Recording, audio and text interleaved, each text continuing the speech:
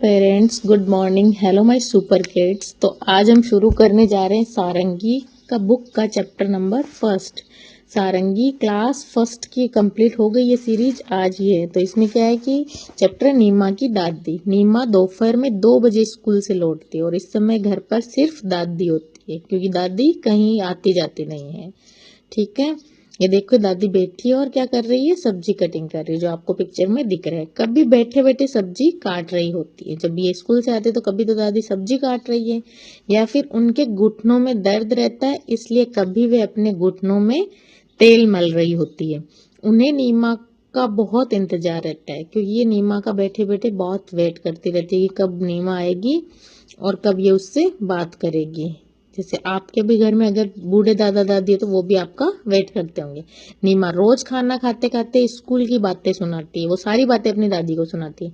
दादी भी उससे खूब बातें करती है। शाम को नीमा खेलने जाती है। एक दिन जब नीमा खेलने के लिए जाने लगी तो दादी बोली, नीमा थोड़ी देर बैठ जा।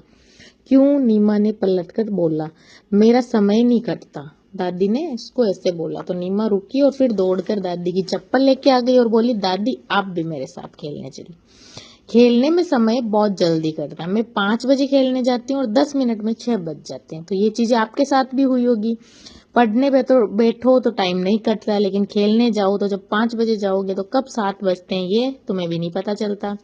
दादी जोर से हंसी और फिर वो दोनों खेल के मैदान की ओर चल पड़े। तो ये हमारा चैप्टर था नीमा की दादी। अब ये नीमा की दादी के हम कुछ क्वेश्चन आंसर्स करते हैं कि नीमा की दादी घर पे क्यों रहती है। क्योंकि वो बूढ़ी है और वह कहीं ज्यादा आती जाती नहीं है। नीमा में मैदान में जाकर दादी ने क्या किया, मैदान में जाकर दादी किसी बेंच पे बैठ गई होगी और जो बच्चे खेल रहे थे उनको देख रही होगी।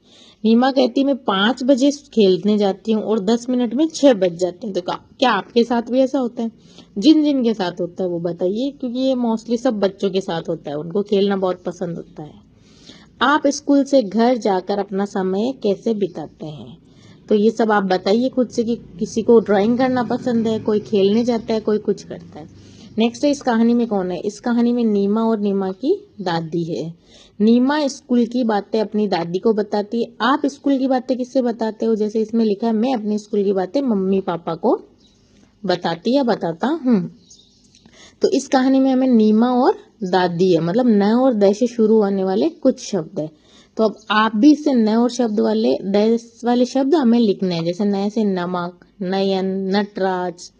इसी तरह से द से दवाई, दर्द, दादी। इस तरह से आप भी ये शब्द बनाइए। तो एक छोटा सा चैप्टर है, बहुत ही इंटरेस्टिंग है। अब देखिए कुछ पिक्चर्स दिए हुए हैं जैसे कि ताला, चना, चरखा, चाबी ना। ये डांस कर रही है, इधर बस है, इधर घर है। तो ये जो बॉक्स दिया हुआ इन्हीं में से हमें ये शब्द लेने और इन्हीं में से इनकी मात्रा लगा के ये शब्द लिखने हैं। इस तरह से जैसे ताला है तो त उठाना है इससे, फिर आ की मात्रा और ल और आ की मात्रा लगा के ऐसे। इसके बाद यहाँ देखिए एक ट्रेन दी हुई है, इसमें आधे वर्ड लिखे हैं। जैसे ए लिखा है, ऊ लिखा है, ए लिखा है, हमें इसको पूरा लिखना है। ए आ ई ऊ री ए आई ओ औ। इस तरह से हमें जो छूटे हुए अक्षर है पूरे लिखने। इस कहानी में इंतजार शब्द आया था, मतलब दादी इंतजार करती है तो उस पर क्या लगा हुआ था? ऊपर अनुस्वार, जो बिंदी लगी थी। इसी तरह हमें ये बनाने, जैसे सक, तो सक का हो गया शंख, पतंग, पतंग, बदर, बंदर।